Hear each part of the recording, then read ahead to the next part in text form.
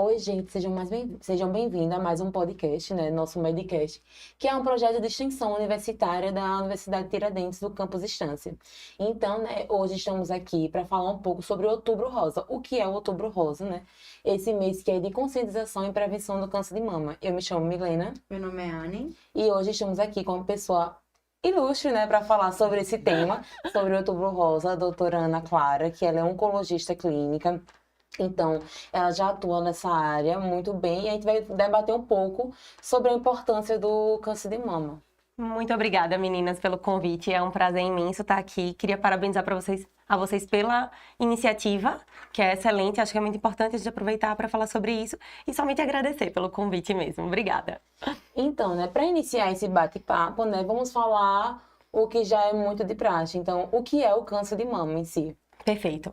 Então, eu sempre gosto de começar, quando a gente vai conversar em qualquer palestra sobre Outubro Rosa, a falar do porquê da importância de se falar sobre câncer de mama.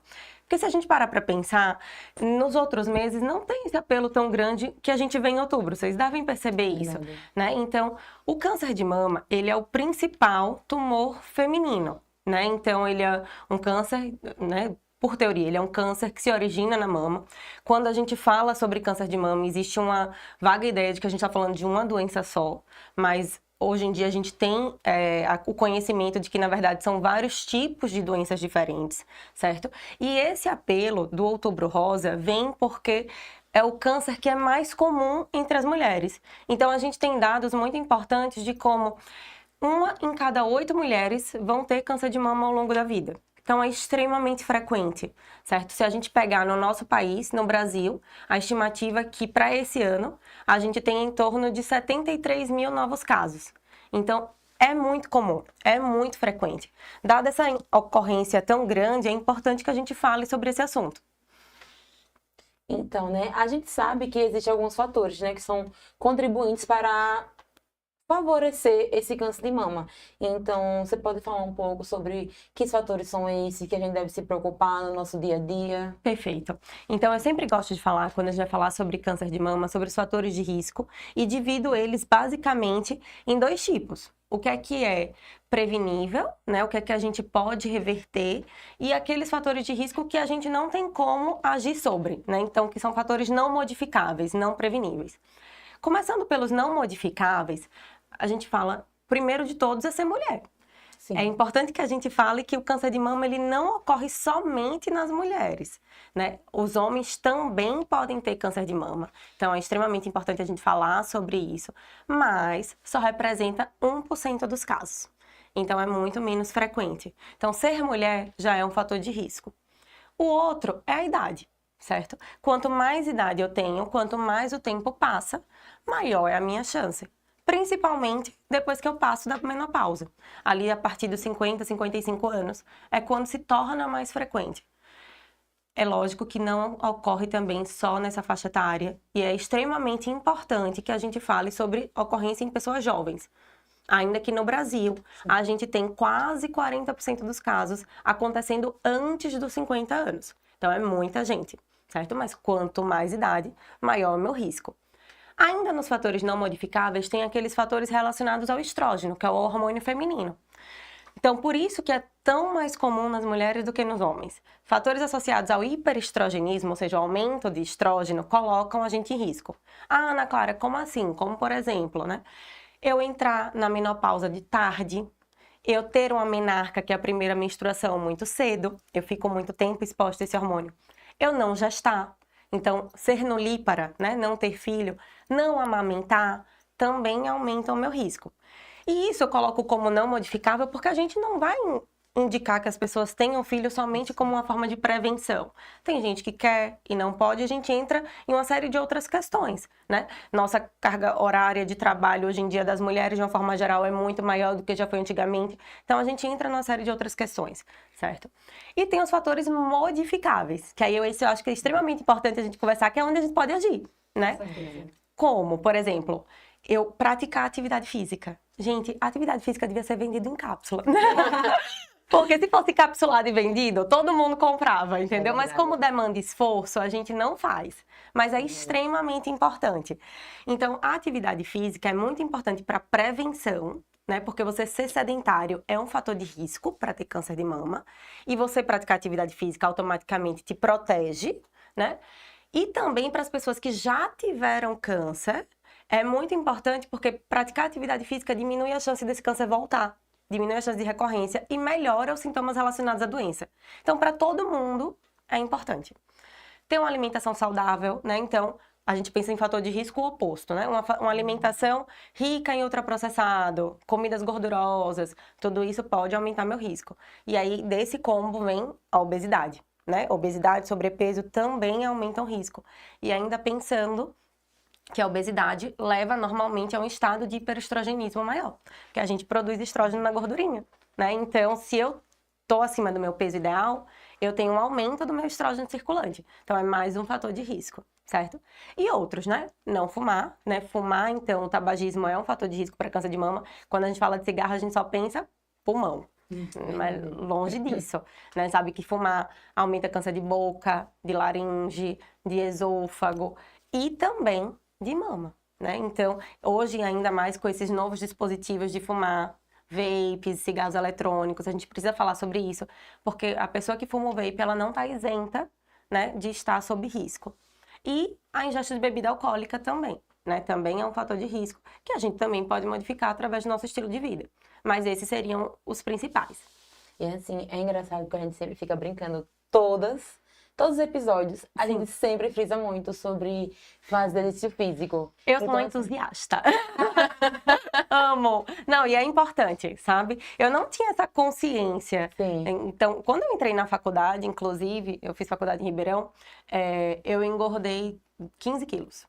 E aí, com 19 para 20 anos, eu vi meu colesterol alto. Minha família tem muita tendência, né? Sim. Então, eu tava entrando para um quadro de uma síndrome metabólica, sobrepeso, dislipidemia, com 20 anos de idade.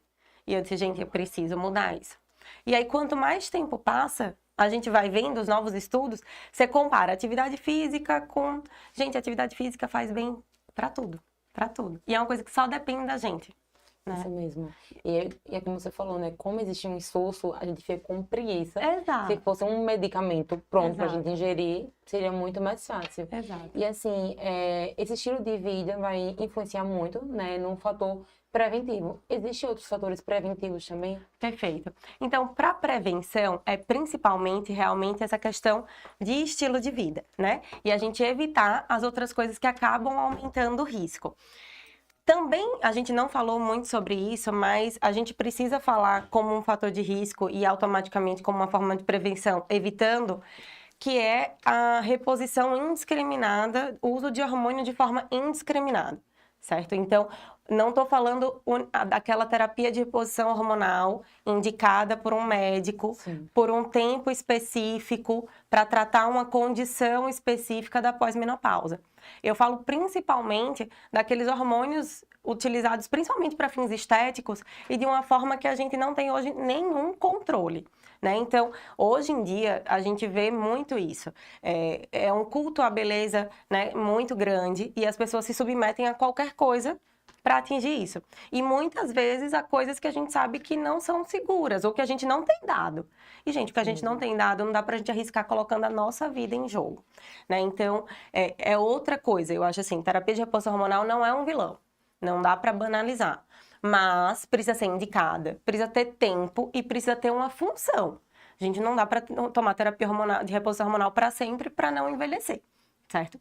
Então, os outros fatores de prevenção, assim, para evitar que a gente tenha o câncer, são principalmente esses relacionados a estilo de vida, medicação, né? A gente pode falar um pouco também sobre a prevenção secundária no sentido do rastreamento, né? Que é o diagnóstico precoce. A gente aí não está prevenindo que a pessoa desenvolva, mas está diagnosticando cedo. Ou diagnosticando uma lesão precursora, né? Porque existem lesões como carcinoma in situ, que a gente sabe que se depois de um tempo ele pode evoluir para um câncer invasivo e que ele é visto nos exames de rastreamento e que se a gente operar ele antes, a gente aumenta muito as chances de cura, né? Então, é muito importante que a gente fale um pouquinho sobre rastreamento também, né? Porque, na verdade, eu acho que é um dos principais papéis do Outubro Rosa, a gente estimular o rastreamento. Como é que o rastreamento é feito hoje em dia? Então, o melhor exame para rastrear é a mamografia. certo? É o exame que a gente tem mais embasamento para indicar. E é o exame que a gente sabe que é mais seguro para esse fim, certo? A mamografia, ela consegue descobrir uma lesão com menos de 1 centímetro, né? Em torno de 1 centímetro. Então, muito antes da mulher conseguir topar, né? Então, e hoje em dia, no Brasil, algumas sociedades, como a Sociedade de Mastologia, indica que a gente faça ela todo ano e a partir dos 40 anos. Que diverge um pouquinho da recomendação do Ministério da Saúde, né? Que fala a partir dos 50 e de forma bianual. Bienal, né? Então, só que a gente sabe que cada vez mais a gente tem visto tumores em pessoas mais jovens. Então, para pegar essa população, a gente já tem dado o suficiente para descer um pouco essa régua e indicar a partir dos 40 anos. Então, o melhor exame hoje em dia, que não entra como prevenção, mas sim como rastreamento, é a mamografia. Perfeito, né? E a senhora falou muito bem sobre a questão da indicação e da frequência, né? Tanto pelo Ministério da Saúde como também pela Sociedade de Mastologia, né? Exato. E quais são os sinais e sintomas que as mulheres, né, devem estar atentas, né, em relação à saúde das mamas, quando procurar ajuda, né? Quando se preocupar. Perfeito, perfeito, meninas. Então, é muito importante que a mulher se conheça. Conheça o próprio corpo para qualquer alteração, né? A gente perceber. Porque eu sempre falo, a gente tem aquela mama, voltando para a questão da estética, aquela mama perfeita, né? Redondinha, com o bico, né? O mamilo protruso, e a gente acha que todo mundo vai ser assim, mas não vai ser. Né? Então é importante que a gente se conheça para, a partir do momento que a gente veja alguma coisa diferente, a gente saiba que aquilo pode ser sinal de câncer de mama. Como assim, Ana Clara? O mais comum é um nódulo, certo? Então, eu topar na minha mama e eu sentir um caroço. É o que eu quero? Não, eu quero que a gente diagnostique antes disso acontecer. Porque se ele já é palpável, ele já está um pouquinho maior. Mas qualquer nódulo que surja na mama que não tinha antes, a gente precisa investigar. Mas não é só isso. A gente precisa olhar embaixo do braço, certo? Cerca de 10% dos casos surgem só com um nódulo na axila. Então, a mama não termina na mama, eu sempre falo isso. A mama envolve todo esse complexo que pega também a axila, certo? Então, a gente precisa examinar, precisa olhar a axila. E qualquer outra alteração. Tem vezes, eu falei sobre o mamilo protruso. Tem vezes que eu tenho o mamilo para frente, né, protruso, e meu mamilo começa a inverter. De um lado sim, o outro não. Gente, não tá normal. Às vezes, só a inversão do mamilo já é um sinal de câncer de mama. E muitas vezes deixa até de lado, né? De lado. Isso, porque não se conhece o suficiente ou acha que é uma alteração normal da idade. Exato. Às vezes, por exemplo, a mama pode ficar mais vermelha, quente, o aspecto da pele, perfeito. Aquele aspecto em casca de laranja que a gente fala. Só que a primeira coisa que pensam é uma mastite, né? Todo mundo vai pensar, é uma inflamação, é uma infecção, e tome antibiótico e não melhora. Então, a gente precisa... Poxa, será que é uma infecção, assim, que está durando tanto tempo, que só faz piorar, né? Então, a gente precisa ficar atento. Então, nodulação, ondulação, vermelhidão na pele, aspecto em casca de laranja, nódulo embaixo do braço, sair uma secreção pelo mamilo, que é outra coisa, assim, eu não tô grávida, eu não tô gestante para estar saindo leite, né? Eu aperto meu peito, faço um movimento, percebo que está saindo algum líquido. Muitas vezes até, como a gente fala, aquela água de rocha, aquele líquido que não é tão clarinho, que suja, meio amarelado, pode ser um câncer de mama, né? Então a gente precisa estar atento. Exatamente. E a questão também do autocuidado, né? A senhora falou muito bem sobre a questão das mudanças de hábito de vida, né? E tem também a questão do estresse, né? Perfeito. Qual é a relação, né, dessa questão do estresse com a saúde da mulher, né? E o que você recomendaria para essas mulheres, né, que se sentem tão sobrecarregadas, né? Perfeito. Então, hoje mesmo eu estava ouvindo uma palestra, que não foi eu que dei, foi uma colega minha de trabalho, mas que ela estava falando assim perfeitamente. Gente, hoje em dia a gente, enquanto mulher, assumiu, ainda bem, muitas funções, né? Só que isso, infelizmente, leva a uma sobrecarga, porque não deveria ser assim. É bom que a gente ganhe espaço, mas a gente não precisa ficar sobrecarregada. Só que na nossa cabeça, e eu me incluo nisso, vai vir primeiro a minha área profissional. Se eu tiver marido, meu marido, se eu tiver filho, meu filho, às vezes eu tenho que tomar cuidado com os meus pais, eu tenho que estudar porque eu tô trabalhando e estudando ao mesmo tempo, né? E nisso eu tô entrando numa bola de neve, assumindo um monte de função, e a última coisa que eu olho é pra mim. Então, eu acho que o estresse vem como a cereja do bolo, né? Para complementar tudo isso. E aí, o que é que acontece? Quando eu tô estressada, quando eu tô sobrecarregada, a última coisa que eu quero pensar é em sair da minha casa para ir fazer um exame que eu não tô sentindo nada, né? Eu não tô sentindo nada. Eu tenho diversas outras demandas que estão aqui, que estão presentes, que estão agora. Como é que eu vou parar de fazer o que eu tô fazendo para buscar uma coisa que eu nem tô sentindo? Só que aí é que a gente precisa parar e pensar. Veja, não é o exame que vai te fazer ter câncer. Se você tiver, né, o exame vai te mostrar cedo quando as suas chances de cura forem maiores. Se você adoecer e tiver um câncer maior, mais avançado, muito provavelmente seu tratamento vai ser mais intenso. Vai requerer quimioterapia, né, e de uma série de outras medicações que a gente tem hoje em dia. Mas e que para fazer isso você vai ter que parar. Então, se você não quer parar hoje 1, 2 horas, uma tarde para fazer um exame de mamografia, pense que se você tiver um câncer, né, você perdeu a chance de curar isso quando isso seria resolvido com uma cirurgia, com a recuperação super rápida e simples. E agora, daqui a 6 meses, daqui a 1 ano, ele vai se apresentar de uma forma onde você vai ter que, de fato, parar toda a sua vida para se dedicar a um tratamento. E nada daquilo que hoje estava te preocupando vai te preocupar mais. Então, eu acho que a gente tem que colocar o autocuidado como prioridade. Porque se a gente não cuida da gente, a gente não tá bem para cuidar de mais ninguém.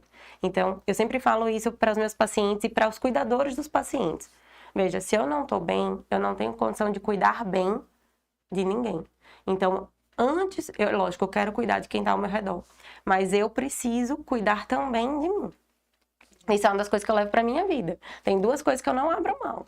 Não abro. Fazer atividade física e fazer terapia. Isso mesmo. Né? A gente precisa falar sobre saúde mental, sabe? Isso é extremamente importante nos dias de hoje. São tantas demandas, que quando a gente vê, a gente tá engolido pela nossa rotina maluca. Então, a gente precisa ter esse compromisso com nós mesmos. Se a gente consegue, a gente vai estar saudável para cumprir todo o resto. E é como a senhora falou, né? O diagnóstico precoce, né? Ele vai ter um prognóstico muito bom, né? Então, como a senhora falou, às vezes 1 horinha, 2 horinhas do dia que você tira para fazer o exame, para ir no mastologista, no gineco, vai surtir efeito para depois você não passar dias internados. Exato. Dias precisando do cuidado de uma terceira pessoa. Perfeito, exato.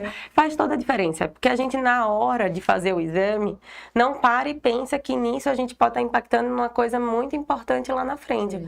Mas, gente, de fato, sabe? Então, além do tratamento em si, porque eu falo, o tratamento... Também na hora do vamos ver, a gente arranja um tempo e faz. Saúde vai vir em primeiro lugar. E é engraçado que, assim, muitas vezes um familiar ou um filho tá doente e você vai e leva pro hospital, você fica internado com ele. Então, assim, e você não tira esse tempo pra você. Pra você, exato. E assim, o que a gente tem que pensar também é que se a gente demorar muito, a gente transforma essa doença que era curável em uma doença que não é curável. Exato, com metástase. E aí, hoje em dia, ainda bem, os tratamentos evoluíram muito. A gente consegue fazer com que essas pessoas, e quando a gente fala de câncer de mama, principalmente essas mulheres, vivam muitos anos com doença metastática, ainda bem. Mas veja, é uma vida em tratamento. Então, você sai de uma vida com uma doença curável, né, que você para e faz seu tratamento ali curto e depois a gente tenta uma reintrodução para a sociedade para você levar uma vida muito próxima do normal, para uma vida em tratamento. Que não estou dizendo que é o fim do mundo, mas muda completamente o seu dia a dia, a sua rotina. Então, a gente precisa ter essa consciência. E acho que a gente precisa aproveitar esse espaço para desmistificar algumas coisas. Eu recentemente atendi uma paciente num consultório público, né? Trabalhava no USE. E aí chegou uma paciente para mim com uma mama muito machucada. É uma mama cheia de ulcerada, ferida, pele toda comprometida. E aquilo me espantou muito, porque, assim, ainda bem, hoje em dia começam a ser um pouco mais raros esses casos tão avançados, mas a gente vê. Infelizmente, principalmente no serviço público. E aí eu conversando, minha consulta sempre demora muito, porque eu converso demais. Né? Conversa vai, conversa vem, a gente ficou mais próxima e eu perguntei pra ela, eu disse, viu, mas foi rápido que isso surgiu, eu disse, olha, nunca vou estar te perguntando pra te julgar, é só pra eu crescer como profissional e entender onde é que a gente pode agir pra melhorar e não deixar que isso aconteça. E aí ela disse, não foi rápido, já tem meses que eu tô com isso. Ah, mas o que foi que aconteceu? A senhora não teve tempo para procurar um médico? Procurou um médico e achou que era uma infecção, era outra coisa? Não, eu não procurei. Ah, mas por que que a senhora não procurou? Porque eu tinha medo. Eu disse, mas tinha medo de fazer o exame? Ela, não, eu sabia que era um câncer. Eu tinha medo de receber esse diagnóstico. Só que você veja, ela preferia não passar com nenhum médico para não ter que enfrentar essa realidade e foi deixando aquilo piorar. E agora, meses depois, a gente já estava num cenário completamente diferente, onde ela não era mais curada. Então você vê que era uma curável, né? Não tinha mais uma doença curativa. Então você vê como a saúde mental e desmistificar algumas coisas são importantes. O tratamento para câncer de mama, hoje em dia, ele melhorou muito. Então, ainda que você tenha, você consegue fazer muito bem. Agora, quanto antes a gente descobre, o tratamento é mais leve. Quando mais avançado, o tratamento vai ser mais forte. Então, se você quer passar por um tratamento leve, você tem que sim fazer o exame, entendeu? Para descobrir cedo, para aumentar a chance de cura, para fazer um tratamento mais tranquilo. Porque quanto mais a gente adia, se ele estiver ali, ele não vai embora sozinho. Exatamente. Isso Isso é- que a senhora falou é uma realidade muito próxima da gente, Sim. né? Não, porque muitas pessoas preferem fugir da realidade, fugir daquilo que está, como ela falou, né? Eu sabia que era, mas ela tentava fugir, como você falou, ele não vai embora só, você precisa de ajuda, você precisa de tratamento. E tem muito tabu, né, em relação a isso. Tipo, até pessoas, tipo, de interior falam, não fala nessa doença, não. Não Aquela pode falar nem a doença. palavra. Exatamente, não falei nem esse nome, é aquela doença. Sim. E na realidade não, né? A gente tem que realmente debater para tirar esses fake news, esses Exato. tabu, né? Falar o que realmente é verdade. E como a senhora falou, hoje em dia avançou bastante. Então não é aquele tratamento como era um tempo atrás. Graças a Deus a medicina está avançando, a tecnologia está a nosso favor. Exato. E vai minimizando até os efeitos colaterais. Exato. Então, o câncer, por si só, ele é uma doença muito estigmatizada. A gente ainda vê isso, né? Nos consultórios. Ainda bem que menos, mas a gente ainda vê isso. Aí é uma sentença de morte, né? Pegou aquela doença, já era. Pode começar a se despedir, encomendar o caixão. Quantas vezes a gente ouve isso? E em tom de brincadeira ou não, né? Muitas vezes em tom de verdade mesmo. Quando eu falo, eu brinco, né? Que eu chego nos lugares, hoje em dia até um pouquinho menos, mas eu falo, o que é que você é? Oncologista. Só dá uma murchada. Ai, mas deve ser tão triste. Não, veja, o meu consultório é cheio de pessoas bem vendendo saúde, entendeu? Hoje em dia melhorou muito. Não sei se vocês sabem, mas a tom de curiosidade, como é que surgiu a campanha do Outubro Rosa? A campanha do Outubro Rosa, ela surgiu lá na década de 70, 80, se eu não me engano, nos Estados Unidos, porque uma mulher, uma moça jovem, com 30 e poucos anos, foi diagnosticada com câncer de mama. E naquela época, que não tem tanto tempo assim, né? Você está falando de 40, 50 anos atrás, não se falava nessa doença, né? Isso não era veiculado em televisão, não passava em filme, quando passava a pessoa morria, as pessoas não falavam a palavra, as pessoas não gostavam nem de chegar perto de quem tinha câncer. Não entendiam como funcionava, tinham um desconhecimento geral, e aí as pessoas... não, teve câncer, que pena, né? E vai falecer da doença. E essa mulher, infelizmente, procurou ajuda, mas os tratamentos na época não eram tão eficazes e acabou falecendo muito jovem em decorrência desse câncer de mama. E a irmã dela, ela tinha uma irmã muito próxima, né? E a irmã dela acabou assumindo isso como uma causa para a vida. Criou um instituto que hoje em dia é uma das maiores ONGs nos Estados Unidos, que leva o nome dessa mulher, né? Para arrecadar fundos para incentivo em pesquisa em câncer de mama. E disso, né? Poucos anos depois do falecimento da irmã, ela começou a distribuir os lacinhos rosa que a gente vê hoje em dia. Né? Eu acho que hoje eu tô com o coração. Mas a gente descobriu os lacinhos rosa numa corrida que acontecia, né? Que ficou conhecida como a Corrida pela Cura. E daí começou essa corrida a acontecer no mês de outubro, e esse lacinho rosa, daí começou a surgir esse movimento, o movimento do Outubro Rosa, e na época, mais ou menos nos anos 2000, isso chegou no Brasil.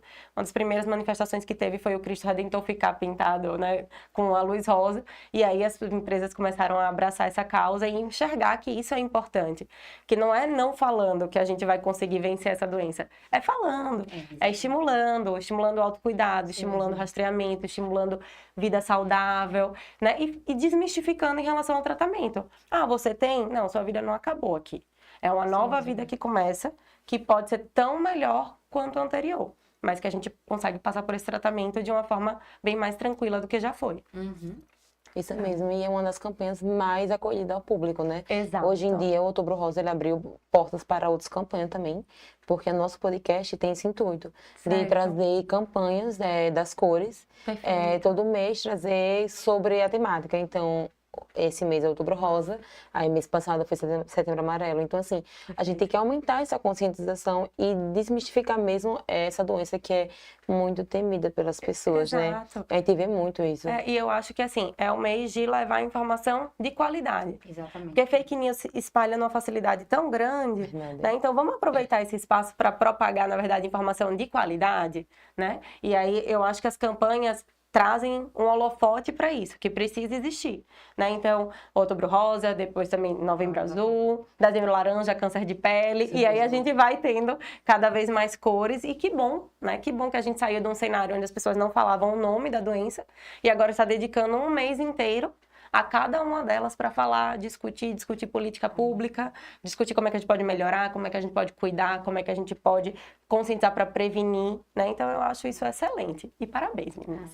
E é bom que, assim, esse mês de outubro, né, tem várias ações sociais, públicas, incentivam, né, à prevenção, ao tratamento, à questão de exames, né? Mas que você não deixe, né, somente chegar em outubro para se tratar. Você tem os 12 Exato. meses do ano para procurar, porque realmente em outubro a gente dá esse enfoque, né, do câncer de mama, para poder quebrar esses tabus mesmo e orientar mais a população, né? Exato. Eu acho perfeito você ter falado isso. O Outubro Rosa, ele não pode terminar em outubro, né? É uma das coisas que a gente sempre fala.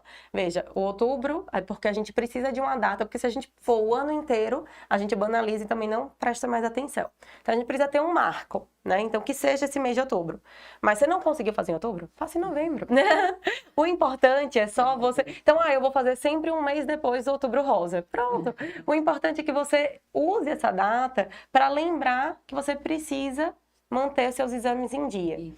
E eu sempre acho muito legal também usar o espaço do Outubro Rosa para falar sobre saúde da mulher de uma forma geral.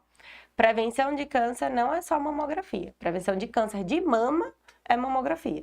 Mas a gente pode se prevenir de câncer de colo uterino fazendo Papa Nicolau, né, que deve ser feito anualmente também, depois que as mulheres iniciarem a vida sexual, ou pelo menos a partir dos 25 anos. A gente pode se prevenir de câncer vacinando nossas crianças, meninos e meninas, contra o HPV, que é o vírus que leva ao câncer de colo uterino, né, e é o vírus responsável por quase todos os casos de câncer de colo uterino. Então, essa vacina está disponível no SUS, gratuitamente, e se a gente vacina, a gente protege contra os principais tipos. A gente pode se proteger do câncer fazendo colonoscopia a partir dos 45 anos, porque aí a gente consegue se proteger do câncer de intestino, que é o terceiro câncer mais comum entre homens e mulheres, né, no Brasil e também os mais comuns no mundo. Então, assim, a gente precisa falar de saúde, usar o Outubro Rosa para isso, mas veja, não é só mamografia. Tem uma série de outras coisas que a gente pode se prevenir. Ninguém quer ficar doente. Então, veja, vamos parar e vamos olhar o que é que eu posso fazer para não ficar doente, né? Ninguém quer fazer exame. Mas, veja, é uma forma de você evitar que depois você tenha que ficar, né, vinculado ali ao sistema de saúde tratando uma doença que você poderia ter prevenido. Então, vamos todos se prevenir. Eu sou uma pessoa muito expressiva. Tudo bem. Falo com as mãos. Então, né? E assim, lembrando que é só uma vez ao ano. Exato. Né? E assim, a gente vê muito no nosso dia a dia no ambulatório, quando a gente pega assim muitos SUS dependentes, que eles têm uma mistificação na cabeça, pessoas, principalmente pessoas assim, não quero menosprezar ninguém nem nada, mas assim, a gente vê muito isso, que é a desinformação, né? A desinformação. E aí as pessoas acham que, a gente vê muito na saúde da mulher isso, que não tenho mais relação sexual, ou eu sou viúva, ou não tenho divorciada, ou eu não tenho ninguém. E elas às vezes ficam muito assim, sabe? Reclusa, né? Ficam.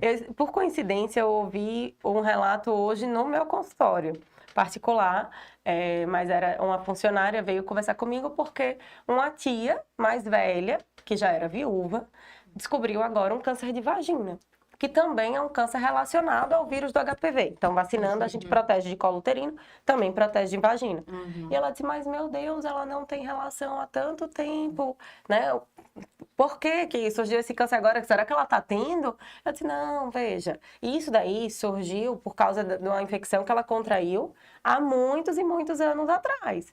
Só que, é lógico, isso fica inoculado na gente, vai surgir anos depois. E ela, como, né, uma senhorinha que não tinha mais relação, ficou com vergonha.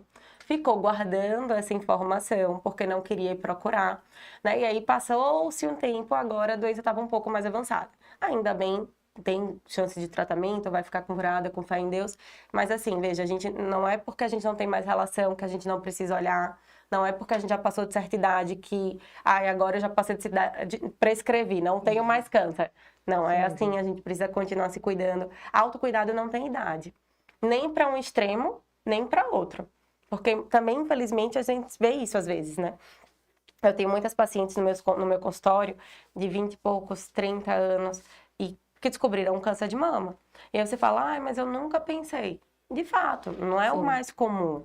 Sim. Mas a gente precisa pensar que pode ter. Eu não vou ter só depois que eu entrar na menopausa, né? Eu posso ter a qualquer momento. Então, eu percebi alguma coisa diferente no meu corpo, eu preciso procurar ajuda, eu preciso investigar.